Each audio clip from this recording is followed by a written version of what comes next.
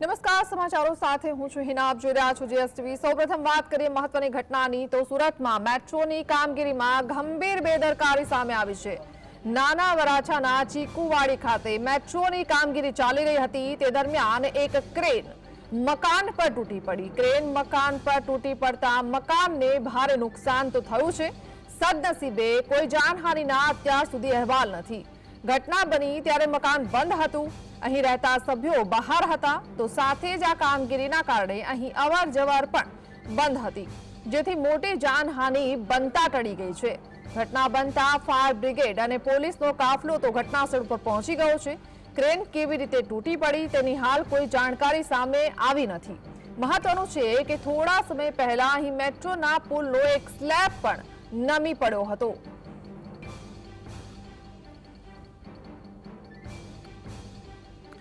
તો સુરતમાં ફરી એક ભ્રષ્ટાચારની પોલ ખોલતી ઘટના બની છે. અહીં આ દ્રશ્યોમાં આપ જોઈ શકો છો કે ધડાકાભેર એક ક્રેન તૂટી પડી છે અને એ પણ એક મકાનમાં. વિચાર કરો કે આ મકાનમાં જો લોકો રહે છે તે આ મકાનમાં હાજર હોત તો પછી કોઈ પણ મોટી ઘટના સર્જાઈ શકી હોત, પરંતુ સદનસીબે જાનહાનિ ટળી છે, કારણ કે આ મકાનમાં જે લોકો રહેતા હતા તે હાલ આ મકાનમાં નહોતા અને તે બહાર ગયા હતા. ઉલ્લેખનીય છે કે આ એક રેસિડેન્સ એરિયા છે જ્યાંથી અવરજવર પણ થતી હોય છે, પરંતુ હાલ અવરજવર બંધ હતી, જેના કારણે નીચેથી કોઈ પસાર થતા હોય તો પણ જો આ ક્રેન પડી ત્યારે દુર્ઘટના પણ સર્જાઈ શકી હોત. બીજી દ્રશ્યોમાં બીજી વિન્ડોમાં આપ જોઈ શકો છો કે ક્રેન પડતા જ ત્યાંથી લોકો ભાગમ ભાગ કરી રહ્યા છે, પોતાનો જીવ બચાવવા માટે ત્યાંથી નીકળી રહ્યા છે, પરંતુ સદનસીબે કોઈ દુર્ઘટના માં જાનહાનિના અહેવાલ હજુ સુધી નથી.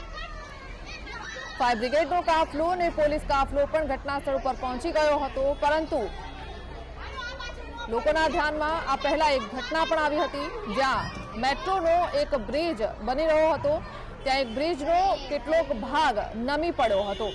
વિચાર કરો કે જો આ પ્રકારની કામગીરી થશે તો પછી કોઈનો પણ જીવ ગમે ત્યારે જઈ શકે છે, અને એના માટે જવાબદાર કોણ તે સૌથી મોટો સવાલ છે.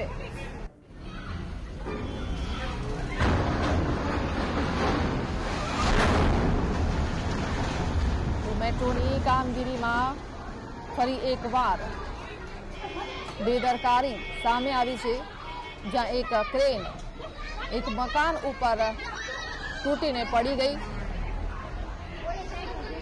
શહેરમાં મેટ્રોની કામગીરી દરમિયાન અવારનવાર બેદરકારી સામે આવી રહી છે, ત્યારે આપણે નાના વરાછા ખાતેના દ્રશ્યો બતાવવાનો પ્રયત્ન કરી રહ્યા છે કે મેટ્રોની કામગીરી દરમિયાન મોટી ક્રેન સાથેની મેટ્રોનું જે સ્પાન જે છે તે પણ નીચે પડી ગયું હોવાનું હાલ સામે આવી રહ્યું છે. જોઈ શકાય છે મેટ્રોના અધિકારી સહિત સુરત ફાયર વિભાગનું તંત્ર હવે દોડતું થયું છે, અને અત્યારે તમામ મેયર સહિતના અધિકારીઓ પણ અહીં પહોંચી ચૂક્યા છે. વારંવાર આ ઘટના બનવી કેટલી ગંભીર બાબત છે, ત્યારે આપણી જોડે વિપક્ષ નેતા ઉપસ્થિત છે, એમની જોડે વાત કરીશું. પાયલબેન, અવારનવાર આ ઘટના બનવી કેટલી ગંભીર બાબત?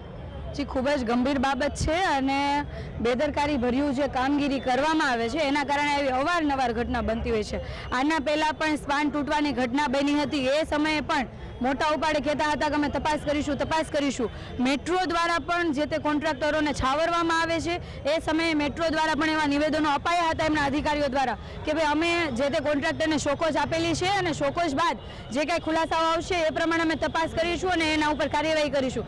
શોકોજ આપ્યાનો લગભગ 1 મહિનો થઈ ગયો. શું કાર્યવાહી કરી? કાર્યવાહીના નામે ઝીરો, કોઈ એક્શન નથી લેવાયા. આના ઉપરથી સાબિત થાય છે કે જે તે કોન્ટ્રાક્ટર ઉપર શાસકોના હજારો હાથ છે. એટલે મન ફાવે એમ તમે કામ કરો, ઘટના બને, દુર્ઘટના બને, કોઈનાથી કંઈ થવાનું નથી એવી રીતના કામ કરતા હોય ત્યારે એવી ઘટના બને. આ જે ક્રેન આખી પડી ગઈ છે, આજુબાજુની અંદર 2 શાળાઓ છે, લોકો અવર જવર કરતા હોય, ખૂબ ટ્રાફિક વાળો વિસ્તાર છે.